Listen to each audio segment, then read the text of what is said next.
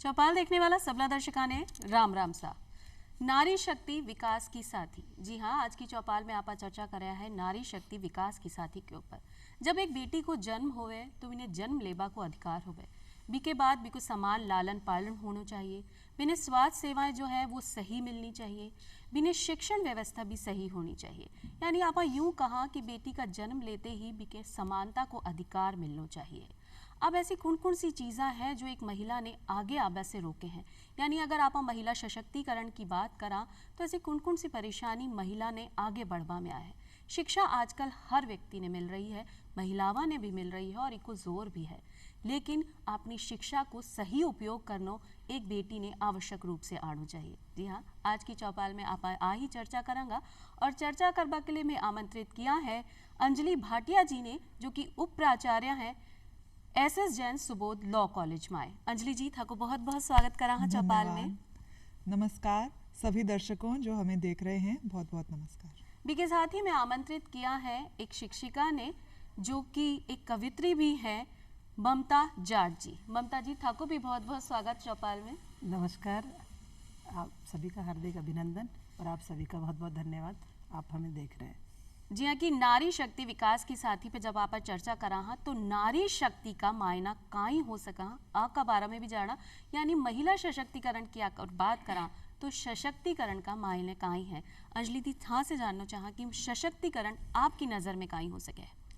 सशक्तिकरण एक बहुत ही भारी शब्द लगता है जब हम इसके बारे में बात करते हैं, खासकर जब हम कहते हैं नारी को सशक्तिकरण की ज़रूरत है।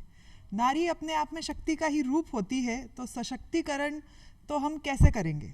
तो इसके लिए हम ये जानें कि नारी को अपने अंदर की जो शक्ति है उसको जानना होगा और उसके परिवार वालों को ये जानना कि भाई नारी जो हमारे साथ हमारे माँ के रूप में, बहन के रूप में, पत्नी के रूप में, बेटी के रूप में हमारे परिवार का हिस्सा है, वो अपने आप में शक्ति है और वो कंट्रीब्यूट कर सकती है अपने परिवार में भी और अपने समाज में भी।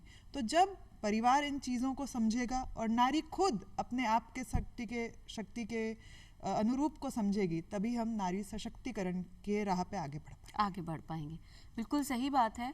और ममता जी, जिया की थे स्वयं एक अध्यापक हो और शिक्षिका का पद पे काम कर रही हो, बेटी ने पढ़ा हो, एक छोटी उम्र में बच्ची अपना विद्यालय में आ जाए, तो के चीज़ा ध्यान में रखनी चाहिए अगर बालिका की बढ़त की बात की जाए तो? जी, दरअसल हमारे समाज में बालिका शिक्षा को लेकर अब पहले की अगर बात करूं तो पहले बहुत ज़्यादा उदासीनता थी। वर्तमान में देखें तो बालिकाएं लगातार शिक्षा से जुड़ रही हैं, लेकिन फिर भी जो मैं देखती हूँ विद्यालयों में स्थिति कि बच्चे लगातार, मतलब लड़के लगातार स्कूल आ रहे हैं, लेकिन बालिकाएं बहुत कम स्कूल आती हैं। तो यानी बालिका को अगर शिक्षा से जोड़ना है, उसको मुख्यधारा के साथ आगे लेके जाना है, तो उसके लगातार यानी नियमितता पे विशेष ध्यान दिया जाना चाहिए और इसके लिए अभिभावकों को जागरूक होना बहुत ज़रूरी है। अभिभावक जागरूक आज भी नहीं है, केवल वो ये मानते हैं कि ठीक है स्कूल हमने भेज दिया है, स्कूल जा रही है, आ रही है, लेकिन जो होलिस्टिक डेवलपमेंट की हम बात करते हैं वो नहीं हो पाता केवल आने जाने से, और वो भी अगर नियमित नहीं आती है तो यानी एक तो उनके लगातार आना, दूसरा विद्यालय में आने के बाद शिक्षकों का उनके साथ लगातार संवाद, उनकी जो भी परिस्थितियां हैं, जो परेशानियां हैं, क्योंकि बालिकाएं कह नहीं पाती हैं। दरअसल हमने कई बार ये अनुभव किया है कि बालिकाएं कह नहीं पाती, वो शिक्षक से तो कह नहीं पाती, अध्यापक से, जेंट्स टीचर से, तो बालिकाएं ऐसी स्थिति में हमें आके कहती हैं और हम विशेष तौर से उनकी इस बात को सुनते हैं। तो जो भी परेशानियां उनको हो, चाहे वो आप मान लीजिए कि कोई भी इंटरनल उनकी कोई परेशानी है, वो कह नहीं पा रही है, किसी तरह की हिंसा, मानसिक हिंसा हो रही है, शारीरिक हिंसा हो रही है, वो नहीं कह पाती, तो हम उनको उन पर पूरा उनसे बातचीत करते हैं, संवाद करते हैं और उन पर तो सशक्तिकरण का मायना आई है कि भाई एक संपूर्ण विकास की राह पर एक बालिका ने चलना है, आध्यात्मिक, राजनीतिक, सामाजिक, आर्थिक शक्ति में वृद्धि करना ही महिला सशक्तिकरण है। चाहे बी की शुरुआत बी का लालन पालन से ही हो, बी का स्वास्थ्य से ही हो या शिक्षा का स्तर पे हो। सिर्फ शिक्षित होना ज़रूरी नहीं है, बी के साथ साथ आगे बढ़ना और रोजगार पाना भी है। अपना अधिकारा के प्रति महिला को सचेत होना भी है।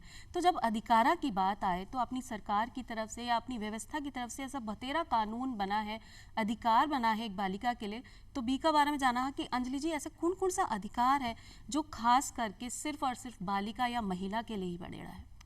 ये एक बहुत ही अच्छा प्रश्न है। इसके साथ ही जो अभी इससे पहले मैम ने कहा उस पे भी मैं थोड़ा सा बोलना चाहूँगी। और इन दोनों उत्तरों का एक्चुअली समान ही उत्तर है, दोनों क्वेश्चंस का समान ही उत्तर है। देखिए, मैं एक लॉ कॉलेज में वाइस प्रिंसिपल हूँ और मैं वहाँ पढ़ाती भी हूँ। मैं संविधान वाला जो सब्जेक्ट है उसको मैं पढ़ाती हूँ।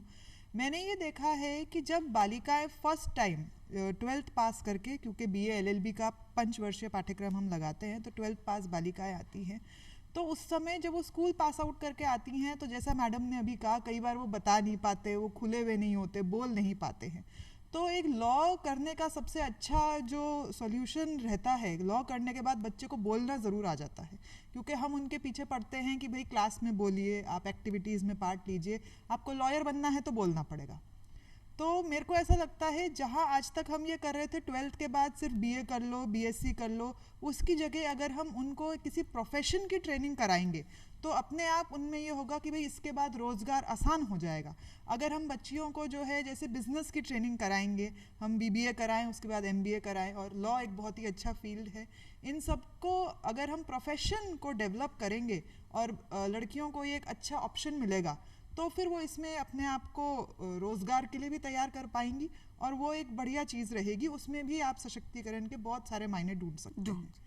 इसी तरह इसके क्रम में मैं आपको बताना चाहूँगी, आज से 2 साल पहले RJS में 25 वैकेंसीज निकली थी, जो राजस्थान जुडिशियल सर्विसेज का एग्ज़ाम होता है। उन 25 में से 16 पे महिला यानी कि हमारी बच्चियों ने दे के बाजी मारी। यस, बाजी मारी, और 16 जो पोस्ट हैं उन्होंने भरी और 9 ही लड़कों ने भरी। तो उस समय जो, क्योंकि उनकी ट्रेनिंग होती है, तो वहाँ पे जो ट्रेनिंग लेने जज गए थे उन्होंने कहा ये एक बहुत ही अच्छा साइन है हमारे समय का कि लड़कियाँ और ज़्यादा से ज़्यादा जुडिशरी में आ रही हैं। इससे क्या होता है कि जो लॉज गवर्नमेंट ने बनाए हुए हैं, जिनकी हम अभी बात करेंगे, उनका जब आप इम्प्लीमेंट करेंगे, यानी कि जज के पास जब आप जाएंगे कि ये मेरा राइट है, तो एक लड़की या औरत दूसरे औरत के केस को और बात को और बढ़िया तरीके से समझ सकेगी। तो वो पर्सपेक्टिव क्लियर हो जाएगा, वो नज़रिया अलग होगा। रही बात कौन कौन से ऐसे लॉज हैं आज के परिप्रेक्ष्य में, हम देखें अगर हम संविधान से ही शुरू करते हैं तो हमारा संविधान जो है वो दुनिया का सबसे ज़्यादा प्रोग्रेसिव संविधान है मैम जी। बाकी जगह आप देखेंगे, जब देश आज़ाद हो गया, अमेरिका को आज़ाद हुए हुए 250 साल हो चुके हैं, लेकिन वहाँ पे भी 1920 तक औरतों को वोट करने की यानी कि मतदान करने की आज़ादी नहीं थी, राइट नहीं था, अधिकार नहीं था। लेकिन एक हमारा इकलौता ऐसा देश है जिसने आज़ादी के साथ ही 1950 में जब गणतंत्र हुए हम, उसी समय यूनिवर्सल एडल्ट फ्रेंचाइजी दी, यानी कि हर कोई जो 18 साल का है, चाहे वो पुरुष है, स्त्री है, या कोई भी रिलीजन है या कोई भी जात है, वो सब वोट कर सकते हैं। ये अपने आप में एक बहुत बड़ी बात है, ये इक्वालिटी का सबसे बड़ा सिंबल है। और आज अगर हम देखें तो औरत को, बेटी को अपने परिवार में कर्ता बनने का, को पार्टनर बनने का और प्रॉपर्टी में हिस्सा लेने का हिंदू सक्सेशन एक्ट जो है 2005 के अमेंडमेंट से पूरा अधिकार दिया गया है।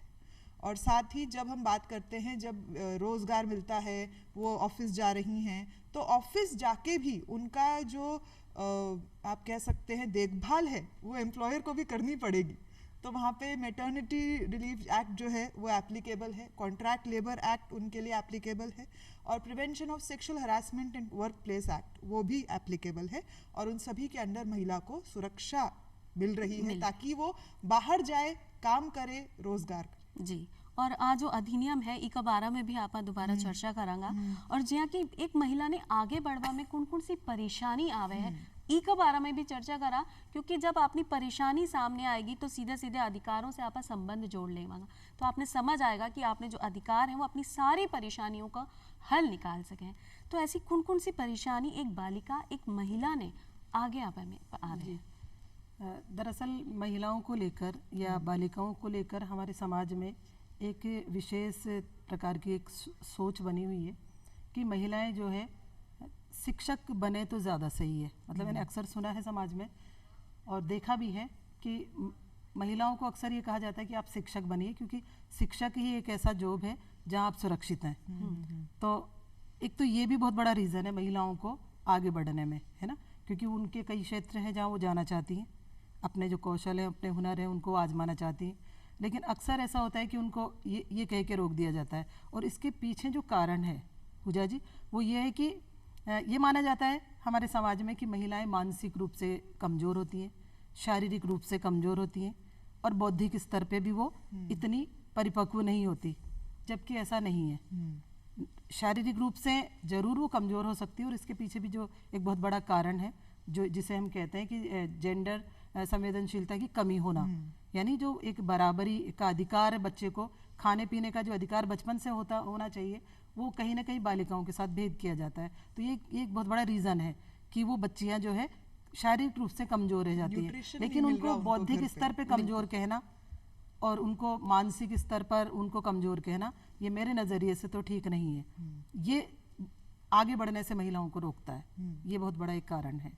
जबकि महिलावां अपनी बहुत कुशल प्रबंधक हो गए हैं। अगर आप अपने घर परिवार की ही बात करा, अगर थोड़े समय के लिए एक महिला घर से चली जावे है या कोई काम करने लग जाए तो घर की जो गाड़ी है वो डगमगा सी जावे है। तो महिला एक कुशल प्रबंधक भी है और साथ ही साथ सहनशील भी है और समय समय पर अपना जो कदम उठावा में भी कर्तव्यनिष्ठ है कि अगर कोई भी परेशानी आवे तो बी के पास सारा हल होवे।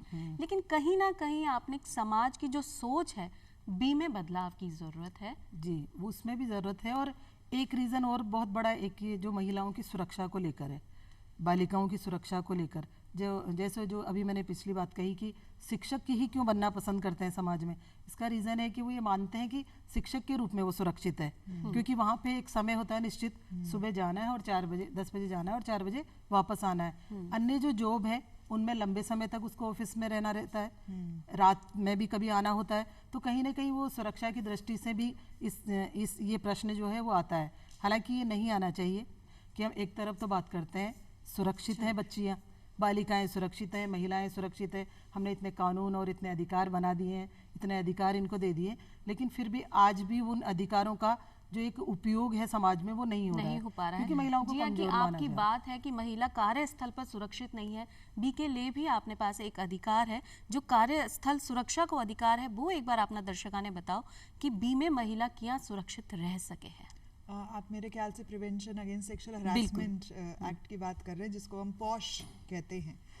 पॉश एक्ट जो है वो पहले एक केस हुआ था Vishakha versus state of Rajasthan, जिसके बारे में सभी ने पढ़ा था। तो जब उस केस को सुप्रीम कोर्ट सुन रहा था तो उन्होंने पहले गाइडलाइंस निकाली और फिर उस पर ये लॉ बना है कि औरतें जब वर्क प्लेस में जाती हैं, क्योंकि वर्क प्लेस में जाके इंसान अपना सब कुछ जो है अपने काम को देना चाहेगा, लेकिन उनको एक और लेयर जो है, एक और अलग तरीके से सोचना पड़ता है कि पहले मैं अपनी सुरक्षा कैसे करूं। तो इस चीज़ से बचने के लिए ये एक्ट बनाया गया है। इस एक्ट में ये कहा जाता है कि हर वर्क प्लेस या हर इंडस्ट्री, हर फैक्ट्री, और यहाँ तक कि क्योंकि हम कॉलेज में पढ़ाते हैं, एम्प्लॉयज़ हैं वहाँ पे आपको एक prevention against sexual harassment committee बनानी रहेगी। और उस कमेटी को ये हक दिया जाता है कि कोई भी लड़की या औरत, क्योंकि आपको एजुकेशन इंस्टीट्यूशंस हैं आजकल, वो आगे आके उनको अपनी कंप्लेंट दे सकते हैं और उनको एक इम्पार्शियल तरीके से उसकी जो है फिर कार्रवाई करनी होती है, उसमें इंक्वायरी करनी होती है। जी। इसके अलावा पॉश एक्ट के अंदर बहुत सारे जो हैं एजुकेशनिस्ट्स बनाए जाते हैं, जो फिर इसकी ट्रेनिंग देते हैं जगह जगह जाके। एक हमारी बहुत ही सीनियर प्रोफेसर हैं, वो हर जगह पे जाके इसकी ट्रेनिंग देती हैं कि इसके क्या बेनिफिट्स हैं, इसको कैसे यूज़ करेंगे, कमेटी के पास कैसे जाएं, आप इंक्वायरी कैसे करेंगे, कमेटी मेंबर्स, ये सारी चीज़ें उसमें बताई जाती हैं। और जो सबसे इम्पॉर्टेंट चीज़ उसमें है जो मुझे लगती है, कमेटी का जो स्ट्रक्चर है वो भी पॉश एक्ट बताता है कि कमेटी में इतने % तो महिलाएं होंगी ही। और जैसे कि क्योंकि शैक्षणिक संस्थान है हमारा, तो शैक्षणिक और अशैक्षणिक दोनों ही स्टाफ से आपको उसमें मेंबर्स रखने पड़ेंगे, ताकि कहीं पे भी ये ना हो कि ये हमारी बात नहीं सुनेंगे क्योंकि ये तो दूसरे स्टाफ के हैं। उसी तरीके से इंडस्ट्री में भी आप एम्प्लॉयर जो है उनके भी वहाँ पे रिप्रेजेंटेटिव रहेंगे और एम्प्लॉय के भी रहेंगे, और महिलाओं के भी और पुरुषों के भी। तो इस तरीके से आपको एक इम्पार्शियल कमेटी बनानी जी। और जी हाँ, कि आज आप एक सही और विकसित भारत की बात कर रहे हैं जिसमें महिलाओं की भूमिका बहुत ज़्यादा सशक्त है। तो अंजलि जी, एक बार आपसे आ भी जानना चाहा कि भाई आपका नज़रिया में विकसित भारत में महिलाओं की भूमिका अगर विकास की राह पे रहे तो क्या संभव है? देखिए, विकास जो होता है, डेवलपमेंट जो है, हम लोग तो मैम आज अपने अपने जॉब में कहीं ना कहीं व्यस्त हो जाते हैं, लेकिन हमारे जो आने वाला भविष्य है वो हमारे बच्चे हैं जिनको हम पढ़ा रहे हैं। मैम स्कूल में पढ़ा रहे हैं, मैं कॉलेज में पढ़ा रही हूँ। तो उन बच्चों को अगर हम जागरूकता दे पाएंगे, एजुकेशन दे पाएंगे, अगर हम उनमें कहीं ना कहीं ये भाव जगाएं कि भाई आप लोग समान हैं, औरतें और मर्द समान हैं, आज आप भी स्पोर्ट्स खेल रहे हैं, वो भी खेल रही हैं, आप भी उतनी ही शिद्दत से जेईई की तैयारी कर रहे हैं, वो भी कर रही हैं, वो भी आईएएस के लिए तैयारी कर रही हैं, आप भी कर रहे हैं। तो कल क्योंकि क्या होता है, अब आप शिक्षा के बाद क्या करेंगे, आप करेंगे विवाह। तो अगर आप दो लोग जो ऑलरेडी बहुत ज़्यादा पढ़े लिखे हैं, आजकल सभी लोग कम से कम ग्रेजुएट तो हम देखते ही हैं, हमारी एजुकेशन पॉलिसी जो है वो बहुत अच्छी है, तो आप फिर उसके बाद ये एक्सपेक्ट करते हैं अपनी वाइफ से कि अब वो सब छोड़ के भाई घर में लगे, लेकिन वो काम पे भी जाए। तो ऐसे में जब बच्चे, आज जो 18 साल से कम के बच्चे, जब हम उनको ही ये अवेयरनेस और एजुकेशन देंगे दोनों जेंडर्स को कि भाई आपको एक दूसरे को इक्वल समझना है, आप समान हैं, तो वो एक दूसरे की रिस्पेक्ट करना अगर जानेंगे तो वो साथ मिलके चलेंगे, और साथ मिलके चलना ही विकास है। बिल्कुल। और साथ की ही बात करा, क्योंकि सम्मान भी है और समान वेतन को भी अधिकार महिलावा ने है, रोजगार को भी अधिकार महिलावा ने है, और घर में जो कामकाजी महिला है वो ये नहीं कहे कि मैं घर का काम से बाहर काम करने जाऊं और काम करवा के बाद अपने घर में फिर काम पर लौटूं। ऐसी स्थिति महिलावा के साथ नहीं होनी चाहिए, क्योंकि दोनों ही बराबर हैं। काम की जो स्थिति है वो दोनों में बराबर होनी चाहिए। जब समानता का अधिकार की बात आपा करा तो काई प्रभाव पड़ सके है पहले का नजरिया में और आज का वर्तमान परिप्रेक्ष्य में भारत की स्थिति में? देखिए, काफ़ी समय से जो है बालक और बालिका यानी महिला और पुरुष के समानता की जो बात है वो पुरजोर मतलब चल रही है समाज में। हम देख रहे हैं कि बालक और बालिका समान है, और समान मतलब अगर शारीरिक हम जो बनावट है उसकी बात करें तो वहाँ तो हम भिन्न हैं, लेकिन जो सामाजिक अधिकारों की बात है, जो आर्थिक रूप से सक्षम होने की बात है, वहाँ पर बराबरी का होना बहुत ज़रूरी है। और ये पिछले सालों से, कई सालों से हम देख रहे हैं कि ये बराबर होना ज़रूरी है। लेकिन आज भी अगर देखें तो उस बराबरी को हम सिर्फ यहाँ तक देख रहे हैं। एज ए शिक्षक होने के नाते मैं तो ये कहूँगी कि हम ये मानते हैं कि अगर वो पढ़ी लिखी हैं या पढ़ रही हैं तो वो समान हो गई हैं। केवल पढ़ना ही पर्याप्त नहीं है, पढ़ने के साथ साथ उसको रोजगार भी मिले, वह खुद परिवार में भी उसकी एक महत्वपूर्ण भूमिका हो, किसी भी पारिवारिक निर्णय को लेने में, सामाजिक निर्णयों में भी उसकी भूमिका हो। हालांकि ऐसा नहीं है कि ऐसा हो नहीं रहा, हो रहा है, लेकिन फिर भी अगर स्थिति देखें आप परिवारों में तो एक आज भी कुछ सवाल जो है वो समाज के सामने बने हुए हैं। तो उनमें हमें अभी बदलाव लाने की ज़रूरत है, हमारे विचारों में बदलाव लाने की ज़रूरत है, हमें जागरूक होने की ज़रूरत है, और महिलाओं को जो अधिकार मिले हुए हैं उनके प्रति वो जागरूक बने। दरअसल अवेयरनेस की कमी है उनमें, उनको पता ही नहीं कि हमें कितने अधिकार दिए गए हैं, हमारे पास कितने अधिकार हैं। वो अधिकार और अधिकार का प्रयोग के साथ साथ उनको अपने कर्तव्यों का भी भान होना बहुत ज़रूरी है, क्योंकि अधिकार के साथ साथ आवे हैं कर्तव्य, और जब तक आप कर्तव्य से पीछे रहेंगे तो ज़रूरी है कि कोई ना कोई का अधिकार पर आप हनन करते वहाँ। अंजलि जी, जो कि पहले की महिला ही, या अगर आज अपनी बात कर लिया तो अपना समय में कोई कई चीज़ें ही, शिक्षा को स्तर कहीं हो, आपने स्वास्थ्य सेवाएं ही, या आपने समानता को अधिकार नहीं हो, अपना पालन पोषण में भी कहीं ना कहीं कमी रखी जावे ही। लेकिन आज के समय में जब महिला ने शिक्षा को अधिकार भी है, स्वास्थ्य भी पूरा मिल रहा है, और बेटा और बेटी में फ़र्क भी नहीं है, तब आज की वर्तमान स्थिति में कई परिवर्तन है किया एक महिला समाज की मुख्य धारा से जुड़कर अपना देश के विकास में और अर्थव्यवस्था में भी योगदान दे सके है? देखिए, क्योंकि हमारा टॉपिक है महिला सशक्तिकरण, अभी हम यहाँ तो पहुँच गए हैं कि महिलाओं के पास इतने अधिकार हैं, और मैंने इसके पहले ये भी पॉइंट आउट किया था कि अधिकार होने से ही नहीं, अधिकार का आपको ज्ञान भी होना चाहिए, मैम ने भी कहा है। मैं फिर से यही दोहराना चाहूँगी कि अधिकारों का ज्ञान दोनों ही जेंडर्स को, और साथ ही साथ जैसा मैंने पहले कहा था, परिवार जो है वो भी अपनी बच्चियों को, अपनी जो फैमिली मेम्बर्स हैं, जो बहनें हैं, उनको इस तरीके से ट्रीट करना शुरू करें कि वो इक्वल हैं, तभी वो जो है उसमें और आपके सशक्तिकरण में जो भारत का विकास है उसमें और जो है अपना सहयोग दे पाएंगी। तो सबसे पहले ये चीज़ घर से ही शुरू होती है कि आप अपनी बेटियों को, जैसे अब मैं एक पर्सनल चीज़ यहाँ बताना चाहूँगी, मैं फादर जो है मेरे, ही इज़ अ सीए, तो उन्होंने हमेशा यही ध्यान रखा कि आपको क्या पढ़ना है। मैंने कहा मेरे को लॉ करना है, तो उन्होंने मेरे को लॉ करने के लिए बाहर भेजा, मेरे को भुवनेश्वर भेजा, मैंने वहाँ से 5 इयर्स लॉ किया। तो इस तरीके से उन्होंने मेरे पे विश्वास किया कि हाँ इनको पढ़ना है तो मैं इनको बाहर भेज के भी पढ़ाऊँ और इनकी जितनी अपॉर्चुनिटीज़ हैं वो मैं सब इनको दूं। तो इसी तरीके से अगर परिवार में आपके पिताजी आपके माताजी अपनी बच्चियों पे विश्वास करने लगेंगे कि हाँ ये बाहर जाके भी पढ़ सकती हैं, आगे जो इनको अपॉर्चुनिटीज़ चाहिए वो हम इन्हें दें, तब वो उन अपॉर्चुनिटीज़ का अच्छा यूज़ करेंगे। क्योंकि आज तक मैंने बहुत ही कम ऐसी महिलाएं देखी हैं जो अपनी अपॉर्चुनिटीज़ को इस तरीके से खो देना चाहेंगी, बल्कि वो आज तक जब भी मैंने देखा है स्टूडेंट्स जो है मेरी, वो उनके अंदर और ललक है पढ़ने की, और ज़्यादा उनमें ये वो रहता है कि मैं इसके आगे और क्या करूँ, कैसे और मैं लॉ में अच्छा कर पाऊँ, क्या इसमें एकेडमिक्स में आगे हो सकता है। तो इस तरीके से अगर परिवार अपनी बच्चियों पर ट्रस्ट करेगा और उनको उनके जितने राइट्स हैं आगे देके आगे बढ़ के उनको देगा, तब हमारा भारत जो है वो विकास की यात्रा में और आगे बढ़ेगा, आगे बढ़ सके हैं। जी हाँ, कि आप 33% आरक्षण की बात कर रहे हैं, इस समय सब जगह आई है कि महिलावां ने अधिकार सिर्फ घर परिवार में नहीं अपना देश में भी मिल रहा है। तो ई से आप के बदलाव की अपेक्षा कर सका, क्या बदलाव एक महिला की स्थिति में आ रहे?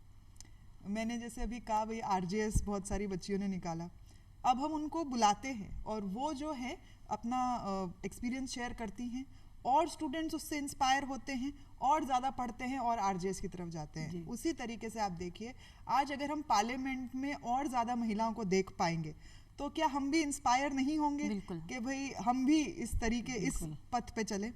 दूसरा क्या होता है मैम, रिप्रेजेंटेशन से चीज़ें आसान हो जाती हैं। कई बहुत ही छोटी चीज़ें हमें अपनी लाइफ में लगती हैं, जैसे मैम ने पहले भी कहा था, बच्चियों को हम पहले ही सिखा देते हैं ये किसी को मत बोलो, ये किसी को मत बताओ, ये समाज में बाहर मत बोलना, लेकिन औरतें एक दूसरे से शेयर कर पाती हैं।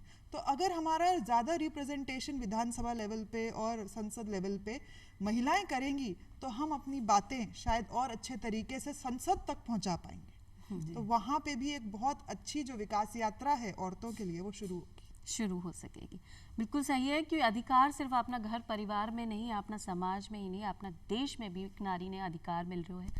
आपका मायने में नारी की स्थिति और क्या सुदृढ़ हो सके है? जी, जैसे अभी मैडम ने कहा, अंजलि मैम ने, कि हमें खुद को तो पहचान नहीं है, साथ में हमें पूरा हमारे एनवायरनमेंट में कुछ उदाहरणों से भी हमें सीखना होगा। आप अपनी कविता का माध्यम से आप जवाब मैं अपनी कविता के माध्यम से आपको अपना जवाब दे सकती हूँ कि साहस से तू यारी रख, आँखों में चिंगारी रख, साहस से तू यारी रख, आँखों में चिंगारी रख, हाथों में तलवार रहे, सर पे चाहे सारी रख। जग की रचनाकार जगत की तू, रचनाकार जगत की तू, मत मन अपना भारी रख और निश्चित मंजिल पाएगी, चलने की तैयारी रख। और छूना चाहे गर अंबर को, छूना चाहे गर अंबर को, उड़ने की तैयारी रख और दुनिया लोहा मानेगी, पढ़ना लिखना जारी रख, पढ़ना लिखना जारी रख। इन्हीं शब्दों के साथ मैं अपनी बात को कहना चाहूँगी कि भाई सही बात है कि अगर महिला पढ़वा लिखवा में पीछे नहीं है, आगे रहेगी, हमेशा तैयारी रखेगी, तो चाहे अपने सर पे पल्लो भी क्यों ना है, लेकिन आपने अधिकारा की जानकारी है तो समाज में आप लड़ सका सिर्फ अपना अधिकारा के लिए। क्योंकि आप हमेशा आई कहा कि पुरुष और महिला में समानता होगी तभी आप विकास की राह पर आगे बढ़ सकांगा, और नारी शक्ति विकास की साथी तभी एक सही मायने में निश्चित हो पाएगी। अंजलि जी थे आया और ममता जी थे आया और इतनी चोखी चर्चा आज अपना दर्शका के सामने आपने रखी, बिकेले था दोनिया ने धन्यवाद। और आज मैं चाला हाँ फिर मिलांगा एक नई चर्चा के साथ, तब तक के लिए राम राम सा। राम राम सा।